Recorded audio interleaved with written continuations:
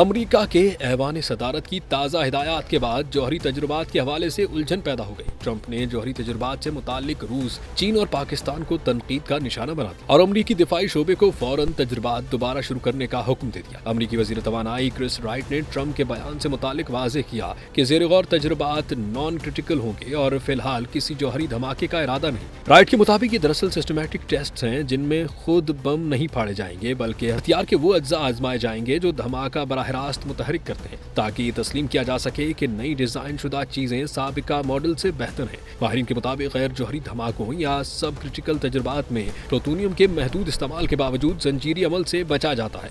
चितम house की माहिर सलामती जॉर्जिया कवल कहती हैं कि नॉन क्रिटिकल टेस्ट हथियारों के निज़ाम या पुर्जों की जांच है, न कि वॉरहेड के धमाके।